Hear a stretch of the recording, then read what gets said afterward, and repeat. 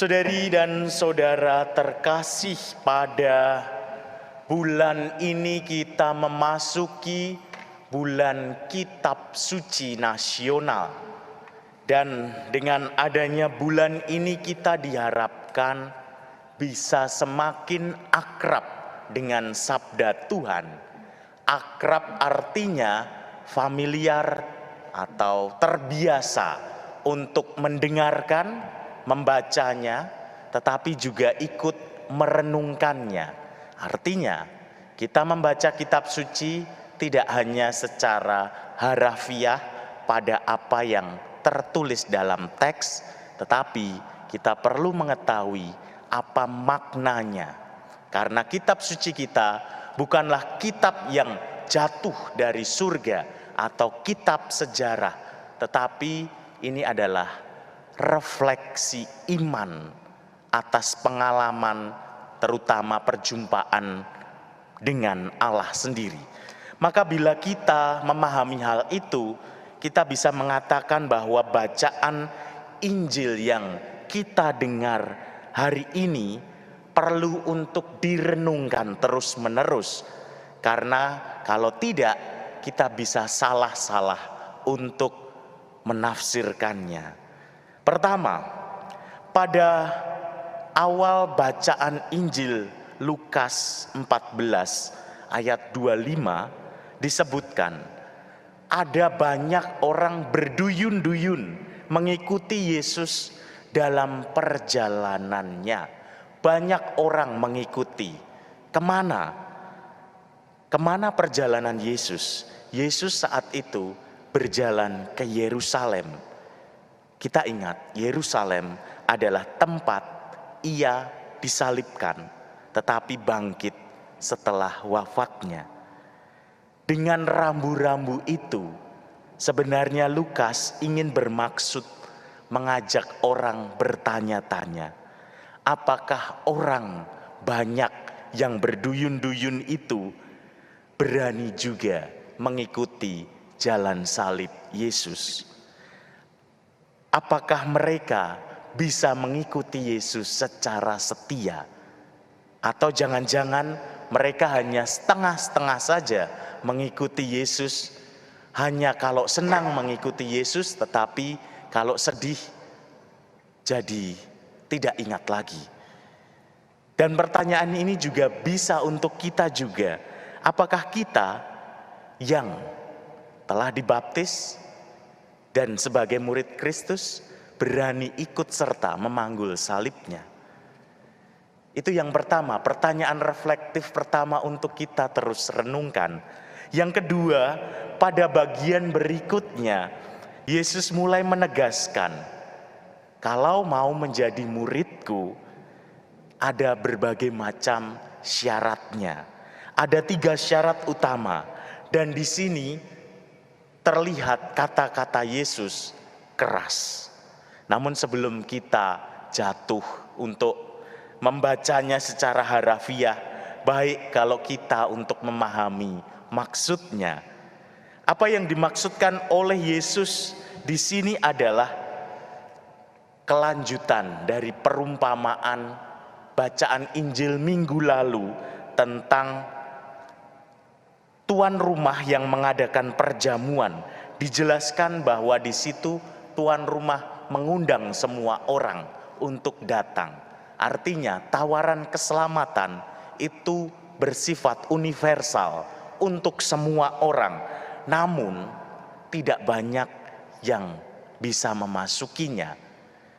Maka ini juga ingin mengatakan usaha manusiawi untuk ikut di dalamnya, atau butuh komitmen yang semakin besar sehingga kita bisa diselamatkan.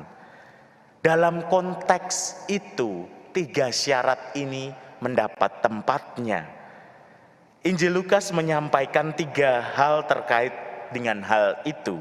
Yang pertama, orang yang tidak membenci orang tuanya, keluarganya, sanak saudaranya, bahkan nyawanya sendiri, tidak layak menjadi muridnya. Kata-kata ini keras. Tetapi ini adalah gaya bahasa orang Semit, bukan orang Indonesia. Maka kita perlu memasuki alam pikir orang Semit. Ungkapan membenci biasanya dipakai untuk menggambarkan sikap tidak memihak atau sikap berlebihan pada ikatan primordial. Artinya apa? Artinya Yesus tidak menolak bahwa orang perlu memberi perhatian pada keluarga. Tidak menolak. Tetapi yang ditolak adalah yang berlebihan sehingga mengurangi yang lain. Maka kata-kata Yesus ini tidak bisa dipahami bahwa kita harus membenci keluarga atau diri sendiri. Bukan itu maksudnya. Tetapi hal ini perlu dipahami bahwa kerajaan Allah atau kasih tidak dibatasi pada perkara mengurus diri sendiri dan hanya ikatan keluarga. Orang harus bersifat lebih inklusif, terbuka, bukan eksklusif bila ingin memberikan kasih. Dengan penafsiran ini tentu bisa lebih dipahami. Yang kedua, syarat kedua adalah berani mengangkat salib dan mengikuti Yesus. Tentu ini juga tidak bisa dipahami sebagai ajakan mencari-cari salib atau memahami salib sebagai jadi murid Yesus itu harus menderita terus-menerus. Bukan itu.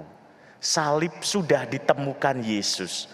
Orang tinggal ikut memanggulnya, meringankan beban Yesus. Dengan kata lain, Yesus mengajak para murid menjadi rekan seperjalanan dia dalam membawa kabar sukacita dan harapan bagi banyak orang.